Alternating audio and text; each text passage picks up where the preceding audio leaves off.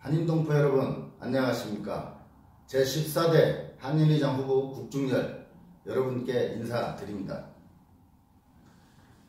한인회장을 출마하면서 우리 한인동포 여러분께 일일이 찾아뵙고 인사를 드려야 마땅하지만 여러가지 여건과 사정상 이렇게 영상으로 여러분들에게 인사드림을 죄송하게 생각합니다. 저는 지난 4년 동안 우리 한인 여러분들의 과분한 사랑을 받고 과분한 박수를 받으며 묵묵히 한인회장직을 수행해 왔습니다. 이번 14대 한인회장에 출마함에 있어서 정말 많은 고민을 했습니다. 그러나 많은 우리 한인 여러분들께서는 저에게 한 번만 더 우리 한인회장직을 맡아주셨으면 좋겠다라는 말을 수도 없이 들었습니다.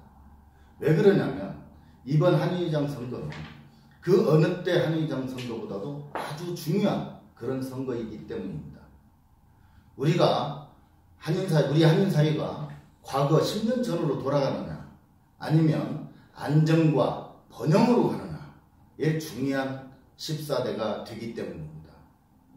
정말 여러분들이 14대 한인회장 선거에 많은 분들이 투표에 참여하셔서 저에게 다시 한번 2년 동안에 하고 있던 일들, 지금까지 하던 일들을 잘 마무리할 수 있도록 많은 성원을 보내주신다면 꼭 지금까지 해오던 일 완벽하게 마무리해서 한인사회가 더 한번 성장하고 발전할 수 있는 그런 기틀을 꼭 마련하겠습니다.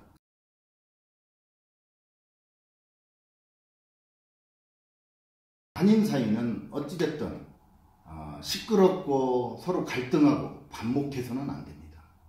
안정적인 한인사회가 첫째 근본이 돼서 그것을 바탕으로 지난 4년 동안 하고자 했던 일들, 지금 진행되고 있던 일들을 완벽하게 마무리를 하기 위해서는 정말 2년이라는 세월이 꼭 필요했습니다. 우리 한인회에 많은 수건 사업들이 있습니다. 한인회 간 건립 문제나 우리 동포들의 어떤 장학회, 우리 동포 자녀들을 위한 장학회 설립이나 아니면 우리 동포들의 안전을 위한 응급구조단 설치 문제나 그동안 우리가 한몽수교 30주년을 지나오면서 우리 한인사회도 많은 고령화가 되어 있습니다. 그 많은 원로들이 어떤 피치 못할 사정에 의해서 변을 당했을 때 우리 한인사회는 아무것도 할 수 없는 그런 현실입니다.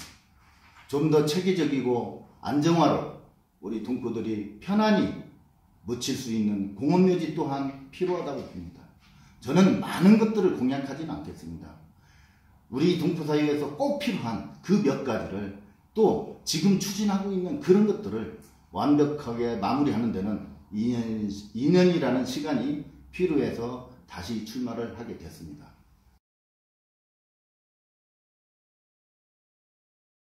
말씀을 드리겠습니다. 저는 12대 한인회장으로 출마했을 당시 정말 한인회관에 대한 많은 공부를 했습니다. 또 검토를 했습니다.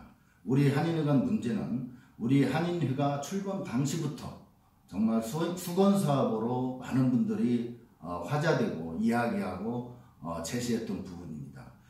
그런데 제가 12대의 한인회장으로 취임할 당시 여러가지 상황은 제11대 이현상 회장님께서 한인회관 건축추진위원회를 발족했습니다.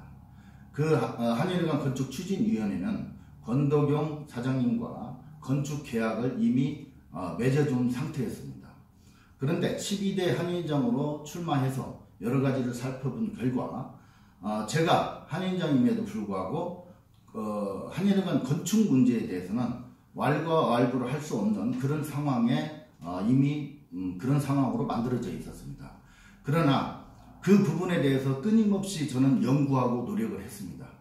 정말 어떻게 하면 우리가 하루빨리 우리의 아이들이 공부할 수 있는 토의한글학교 교실을 만들어주고 또 우리가 편하게 한인 동포들을 위해서 일할 수 있는 그런 공간이 빨리 만들어져야 되겠다라는 일념으로 여러 가지를 고민하고 또 그것을 해결 방안에 대해서 또 자금 계획에 대해서도 충분하게 검토를 했습니다. 그런 과정에서 건축추진위원회가 많은 노력을 해서 성과도 냈습니다.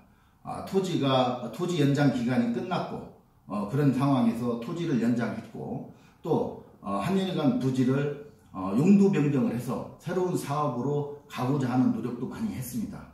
그러는 와중에 몽골 경제가 상당히 어려움에 처하게 되었습니다. 그런 관계로 건축은 점점 늦어지고 실제 진행되는 것은 없고 해서 지난번 한인회 총회에서 우리 한인들의 동의를 받아서 이제는 건축추진위원회를 해체하고 또 건축하기로 한 우리 권도경 사장님하고도 충분히 논의를 했습니다. 이제는 한인회로 토지를 이양을 받아서 한인회에서 중심으로 우리 한인들의 중심으로 해서 한인회관을 설립하기로 결정을 했습니다. 사실은 우리 한인회관을 대단히 어떤 큰 체육관 같이 짓는 것은 아닙니다. 최소한의 어떤 공간을 확보하는 데 있어서는 그 자금 모으는데 큰 어려움이 없습니다. 이미 우리 동포들 중에는 뭐 2억 투구륵을 내겠다, 1억 투구륵을 내겠다, 토목 분야는 내가 무료로 하겠다, 뭐 이렇게 해서 정말 지금 진행되고 있는 선거 기간이기 때문에 정말 건축기금을 내겠다는 많은 분들이 있음에도 불구하고 그분들을 일일이 거론하기는 좀 이 자리가 쉽지 않은 자리지만 그런 많은 분들이 저에게 기금에 대한 약속을 한 부분이 있습니다. 그분들께 이 자리를 빌어 다시 한번 감사의 인사를 드리고 또 지난 10월 초에 세계 한인장 대회에 제가 다녀왔습니다. 그 자리에서도 우리 기춘 동포재단 사업이사와도 많은 이야기를 나눴습니다. 저희들이 올해 사업 계획을 잘 만들어서 동포재단에 자금 지원 요청을 한다면 분명한 동포재단에서도 우리 몽골 한인회관 건립하는 데 있어서 충분하진 않지만 일정 부분은 동포재단에서 지원을 받을 수 있습니다. 또 저도 많은 분들이 이렇게 한인회관 건립하는데 자금을 지원하는데 저도 같이 동참을 해야 되겠죠. 자금 문제 정말 큰 어려움 없습니다.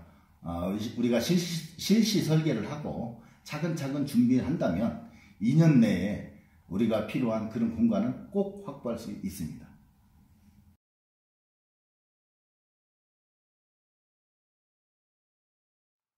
한인회 산하의 장학기구를 만드느냐, 좀 더 포괄적으로 명칭을 달리해서 장학기를 만드느냐를 놓고 고민도 많이 했고 또 거기에 따른 나름대로의 정관도 이미 준비를 했습니다. 또 장학기금에 대해서 어떻게 기금을 모을 것인지 또 이것을 어떻게 활용할 것인지를 지금까지 많은 준비를 했습니다. 이제 마무리 단계에 놓여 있습니다.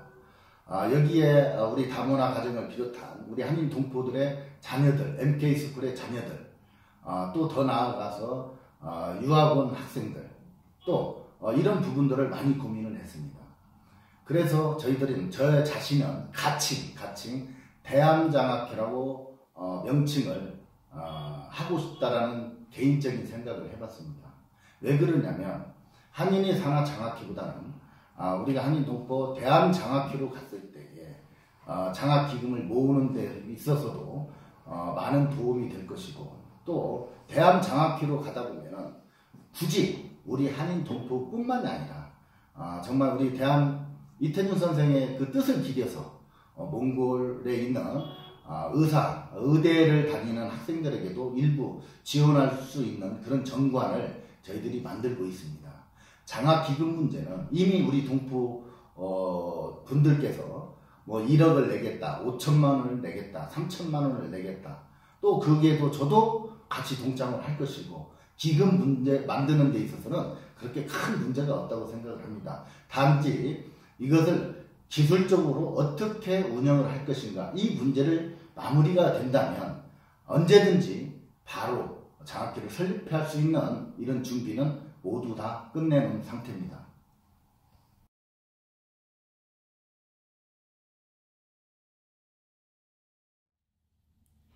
사실 우리는 몽골에서 생활하면서 여러 가지 상황과 위급한 그런 일들을 흔히 접합니다. 제가 가장 마음이 아팠던 부분들은 우리 한인 동포들이 갑작스럽게 어떤 질환이나 어떤 예기치 못한 상황이 발생됐을 때 정말 우리 한인이장으로서 또 우리 동포로서 어떻게 바로 조치를 취할 수 없는 이런 안타까움을 여러 번 보고 느꼈습니다. 사실은 응급 환자 발생이 됐을 때 저희들은 바로 몽골 병원으로 가게 됩니다. 그러나 거기에서도 바로 응급 조치가 이루어지지 않고 이러한 문제로 인해서 충분히 살 수 있는데도 불구하고 사망했던 그런 사건들도 저는 많이 지켜봤습니다. 그래서 결심한 게 우리 한국 우리 동포 의사분들을 활용해서 우리가 한인 동포 응급센터를 꼭 만들어야겠다라는 생각으로 추진하고 있는 게 바로 한인 응급구조센터입니다. 이미 이 부분에 대해서는 그동안 사실은 제가 한인의장 하면서도 많은 분들이 어려움을 저한테 호소했을 때 저는 아무런 근거도 없이 그냥 박관태 선생님을 통해서 응급처치를 하고 또 박관태 선생님이 통화가 안 된다면 다른 의사 선생님하고 전화하고 정말 많은 어려움들이 사실은 있었습니다. 그래서 저는 모든 것을 준비해서 박관태 선생님을 찾아뵀습니다. 박관태 선생님도 너무나 좋아하시더라고요. 사실은 제가 여기서 의사생활을 하면서 우리 한인 동포들에게 이런 부분은 많이 도움을 줬는데 도대체 이게 내가 이렇게 왜 해야 되는지 어떤 명분과 이런 부분들이 너무 미약했다. 그래서 제가 어떤 추진 설명을 하고 추진에 따른 여러 가지 준비한 내용을 보여드리니까 너무나 기뻐하시더라고요. 사실은 지난 11월 초나 10월 말에 한인 응급구조단 현판식을 하려고 사실은 계획을 했었습니다. 그러나 이 또한 또 선거에 임박해서 또 어떤 기획이네 뭐네 이런 소리가 들을 수 있는 소지가 있어서 제가 한인의장 당락을 떠나서 한인의장 선거가 끝나게 되면 한인 응급구조단은 바로 발족을 하는 그런 행사를 갖도록 할 것입니다.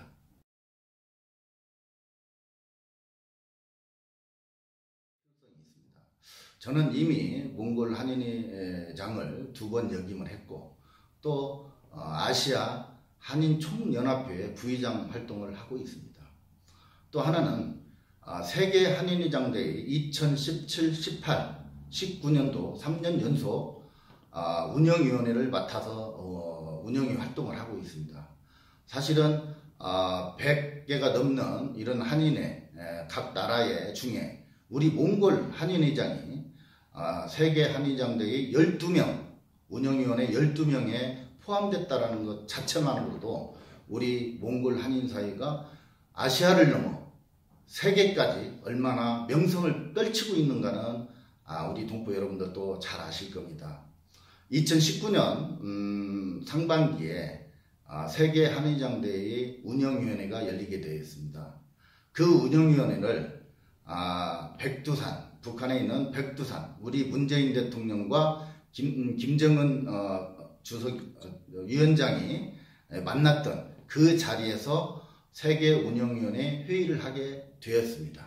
저는 그 자리에서도 정말 백두산의 그 정기 기운을 받아서 우리 한인 동포들에게 그 따뜻함과 활기찬 그 기운을 우리 한인 동포 여러분에게 꼭 전달하는 그런 기회로 만들겠습니다.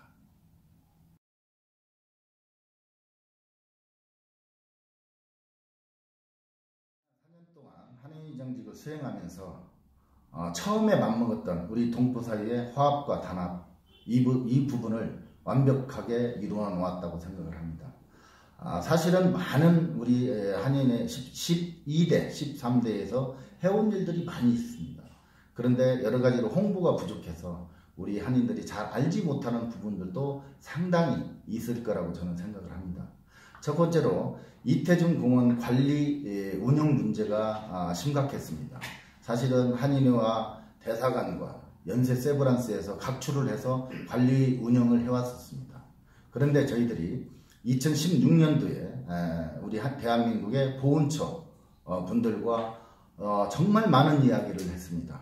그 결과 우리 이태준 선생 기념공원은 우리 대한민국 보훈처에 보훈시설로 등록을 했고, 또 그것으로 인해서 관리 운영비, 또 저희들이 8.15 광복절 행사 비용, 또 이태준 선생 기념공원, 또 관리 여러가지 보수 문제, 이런 것들을 충분하게 지원받아서 저희들이 오늘의 이태준 선생 기념공원의 아름다운 모습으로 바꿔놓는데 저희들 최선을 다했습니다. 또 사실은 이태준 기념공원이라고는 하지만 사실은 법적인 근거가 아무것도 없었습니다. 이게 왜 이태준 선생 기념공이라는 증명서 하나도 없이 지금까지가 우리가 지내왔었던 것입니다. 우리들이 주장하는 거 이거 이상으로 다른 증명서가 없었습니다. 그래서 그것 또한 2016년도에 몽골 문화관광부와 환경부로부터 이태준 선생 기념공원이라는 이 증명서를 저희들이 받아가지고 지금 현재는 대사관에서 보관하고 있습니다. 이제 이태준 선생 기념공원은 어느 부분으로도 안전하고 정말 우리 한인사회에 꿋꿋한 어떤 심적인 지주가 돼 주는데 한 점 부족함이 없습니다.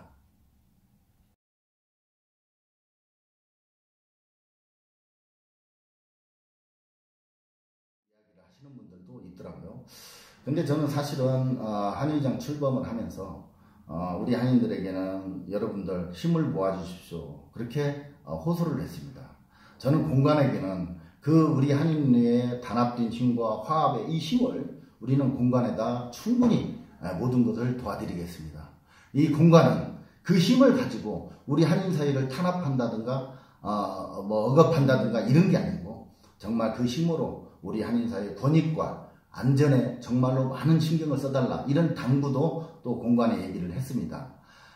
제가 공간과의 원만한 관계를 가지면서 지내오면서 우리 한인 사회는 얼마나 행복했습니까?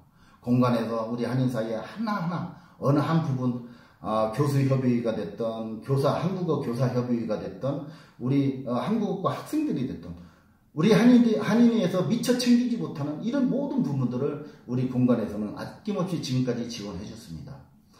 정말 국중열이가 조금 더 굽실거릴 수 있다면 더 굽실거려서 우리 한인 사회가 더 많은 것을 얻을 수 있다면 저 언제든지 굽실거릴 수 있습니다. 과거 그랬습니다. 한인 회장이 높느니 대사가 높느니 서로 위치 싸움하다가 서로 갈등하고 우리 한인 사회 고스란히 피해를 봤던 거 아닙니까?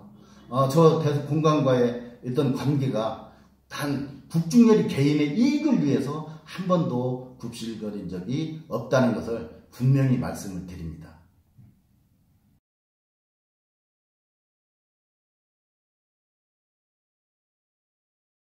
사실은 비자 사무실을 한인에서 운영하게 된 동기가 있습니다.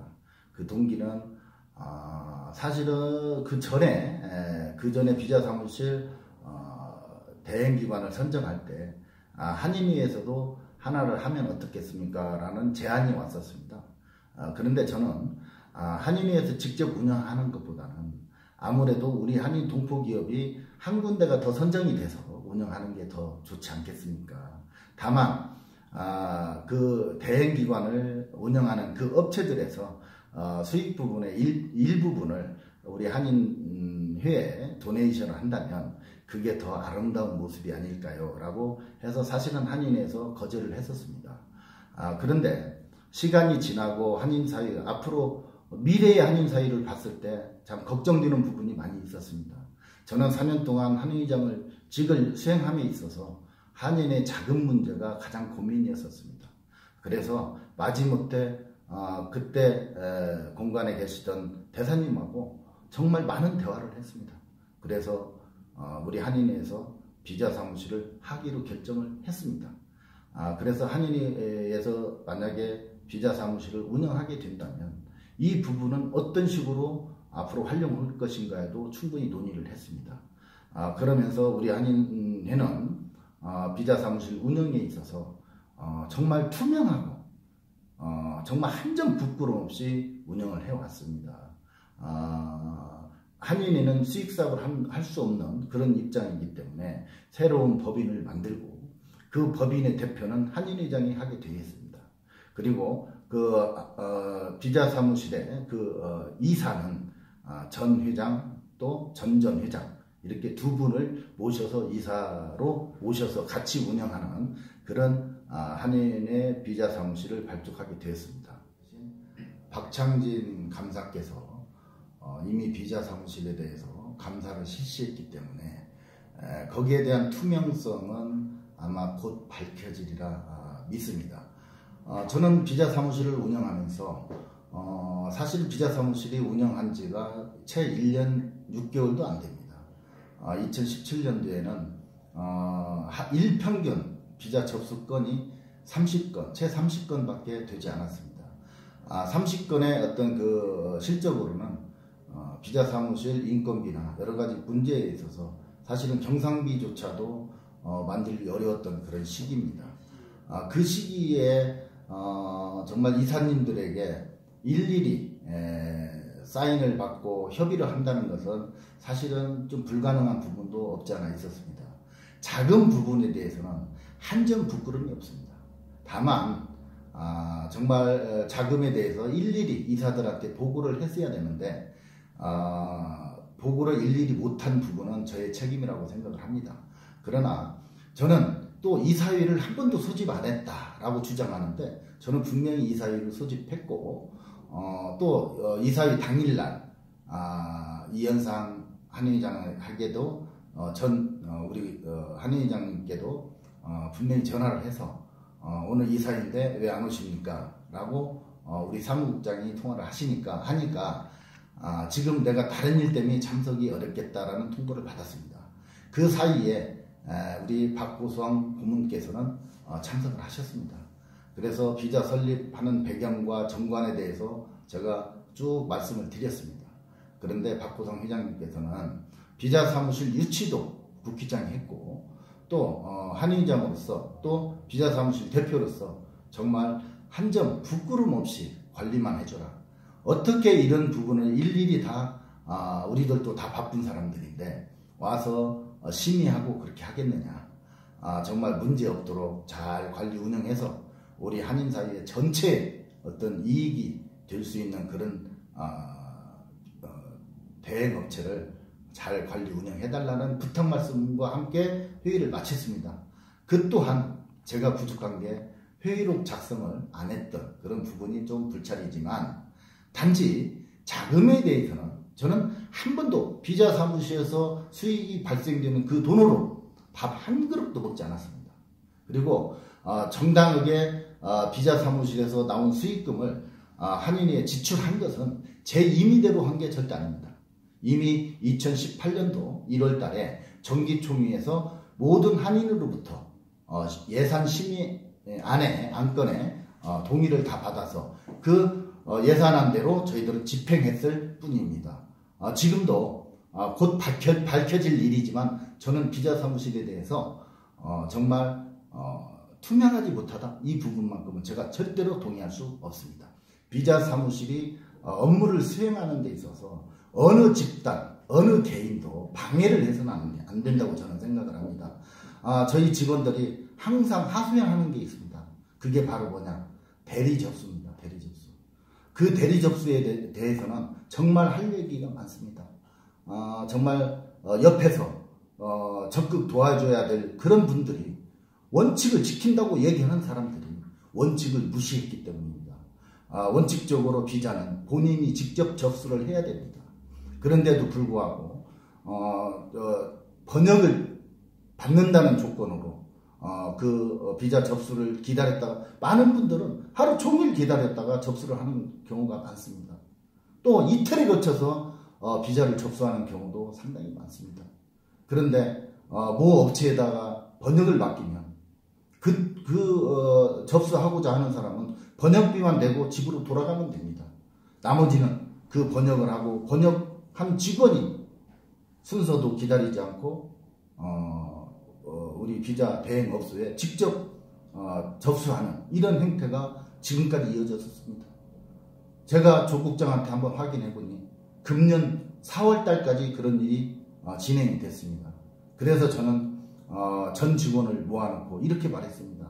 자, 우리가 원칙을 지키자.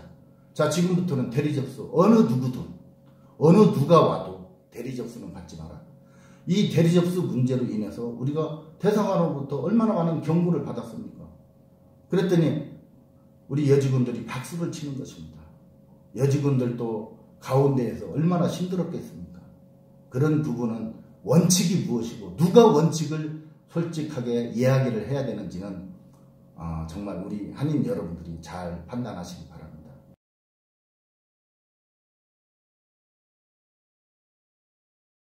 안녕하십니까. 정말 오늘은 많은 것을 생각하는 그런 시간이 아니었나 이렇게 생각이 됩니다. 사실은 이렇게 휴대폰으로 동영상을 찍어서 우리 동포 여러분에게 보여드린다는 게 사실은 부끄럽기도 하고 좀 많은 생각을 하게 되는 그런 계기가 되지 않았나 이렇게 생각이 됩니다. 정말 사실은 11월 17일 오후 2시에 후보자 토론회를 하자고 제의가 왔습니다. 그런데 11월 17일은 행사가 우리 한인 동포들의 행사가 상당히 많은 그런 날입니다. 그래서 저는 모 방송 주관하는 방송사에게 자 오후 2시에는 우리가 연례적으로 행사하는 민주평통에서 주관하는 통일 노래 부르기 대회가 시작되는 그 시간입니다. 그래서 저는 그 방송국에게 그 시간을 좀 오전으로 토론회 시간을 오전으로 좀 당길 수 없는지 또 요청을 해봤고 또 그게 어렵다면은 날짜를 하루 이틀 늦추더라도 두 후보가 공히 참석해서 우리 유권자들이 알 수 있는 그런 기회를 제공하자라는 의미에서 19일 날도 제안을 했습니다. 그러나 결국은 제가 요청했던 사항들이 받아들여지지 않았기 때문에 저는 민주평통 또 자문위원으로서 그 행사에 빠질 수 없어서 이렇게 영상으로나마 여러분께 인사드린 것을 정말 부끄럽고 또 죄스럽게 생각합니다. 여러분 많은 이해해 주시고 여러분들의 권리 충분히 행사하셔서 어느 분이 진작 우리 한인사회의 안정과 번영을 이룰 수 있는지 또 지금 말하고 있는 이 공약들을 누가 확실히 지킬 수 있는지를 여러분들이 현명한 판단을 기대합니다. 감사합니다.